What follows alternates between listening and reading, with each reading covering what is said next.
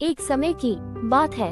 हरे भरे जंगलों और ऊंची पहाड़ियों के बीच बसा एक छोटा सा गांव था जिसमें सोनू नाम का एक लड़का रहता था। वह बहुत ही बुद्धिमान व जिज्ञासु था, जिसके कारण वह गांव में प्रसिद्ध था। सोनू अक्सर अपने गांव के पास वाले जंगल के बारे में जानने को उत्सुक रहता था, क्योंकि गांव वाले अक्सर अद्भुत जंगल के बारे में बातें करते रहते थे। सोनू ने गांव वालों से सुना था कि जंगल में जादूगर रहते हैं। सबने उन्होंने कहा कि जंगल बहुत घना व भयानक है। अगर तुम सावधान नहीं रहे तो तुम खो सकते हो या मुसीबत में पड़ सकते हो। लेकिन सोनू साहसी था, बिल्कुल भी डरा नहीं। उसने सोचा, अगर जादूगर है तो जरूर उनके पास उसे बताने के लिए कहानियां और रहस्य भी होंगे। एक सुबह काफी सोचने के बाद सोनू ने उस अद्भुत जंगल की यात्रा करने का फैसला किया। उसने अपने बैग में पानी, रोटी और अपनी पसंदीदा लाल स्कार्फ रखी और निकल पड़ा। जैसे ही उसने जंगल में कदम रखा, अचानक ठंडी हवा चलने लगी और पेड़ धीरे धीरे फुसफुसाने लगे। कई घंटों तक चलने के बाद सोनू एक बड़े खुले मैदान में पहुंचा। मैदान के बीचों बीच एक पुराना घुमावदार ओक का पेड़ था। उसकी शाखाएं दूर तक फैली थीं और उसकी छाल चांदी की तरह चमक रही थी। सोनू उसकी सुंदरता को देख ही रहा था कि अचानक उसे एक धीमी आवाज सुनाई दी, तुम यहाँ क्यों भटक रहे हो, छोटे बच्चे? सोनू ने चौंक कर इधर उधर देखा, लेकिन वहां कोई नहीं था। वही आवाज जब फिर दोबारा आई तो सोनू को समझ में आ गया कि यह ओक का पेड़ ही बोल रहा था। सोनू ने उत्साह से कहा, मैं जंगल के अद्भुत रहस्यों को जानने और यहाँ के जादुई प्राणियों से मिलने आया हूँ। ओक के पेड़ की पत्तियां धीरे धीरे हिलने लगी, जैसे वह हंस रहा हो। अरे, बहुत लोग यहाँ उत्सुकतावश आते हैं, लेकिन केवल वही सीख पाते हैं जो धैर्यवान और दयालु होते हैं। मैं दोनों ही हूँ, सोनू ने खुश होकर कहा। सोनू ने सिर हिलाया और पेड़ को धन्यवाद देकर जंगल की ओर बढ़ा। चलते चलते उसे एक दोराहा दिखाई दिया। दाईं ओर एक संकरा, कांटों से भरा रास्ता था जिसमें अंधेरा था और वह खतरनाक दिख रहा था। बाईं ओर एक दूसरा बहुत खूबसूरत रास्ता था जो सूरज की रोशनी से जगमगा रहा था। बिना ज्यादा सोचे सोनू ने उस खूबसूरत रास्ते को चुना। उस पर चलना आसान था और उसने अपनी पसंद पर गर्व महसूस किया। लेकिन जैसे जैसे वह आगे बढ़ता गया, रास्ते में कोहरा दिखने लगा। जल्दी ही वह उस कोहरे में खो गया और उसे कुछ भी दिखाई देना बंद हो गया। कोहरे में उसे चक्कर आने लगा। तभी उसे चारों ओर अजीब फुसफुसाहटें सुनाई देने लगी। वह डर से घबराने लगा। उसे लगा कि वह कभी बाहर नहीं निकल पाएगा।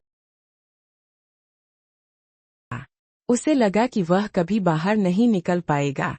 अचानक उसे एक मधुर धुन सुनाई दी।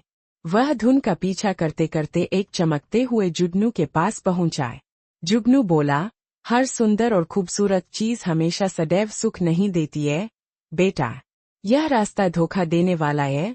सोनू को शर्मिंदगी महसूस हुई कि उसने आसान रास्ता चुना। उसने जुगनू से उसे वापस ले जाने की विनती की। जुगनू ने सोनू को कोहरे से बाहर निकाला और दोबारा उस दोराहे पर ला खड़ा। मुझे ओक के पेड़ की बात सुननी चाहिए थी, सोनू ने खुद से कहा। इस बार उसने कांटों वाला रास्ता चुना। कांटों ने उसकी पैरों को खरोंच दिया, लेकिन सोनू बिना रुके आगे बढ़ता रहा। काफी लंबी और थकाने वाली यात्रा के बाद एक चमकती हुई झील उसके सामने थी, जिसके चारों ओर रंग बिरंगे फूल खिले थे। झील के किनारे एक लोमड़ी खड़ी थी। लोमड़ी ने सोनू को मुस्कुराकर देखा। तुम पहुंच गए, उसने कोमल आवाज में कहा। यह जादुई झील है। यह तुम्हारा चेहरा नहीं, बल्कि तुम्हारा दिल दिखाती है।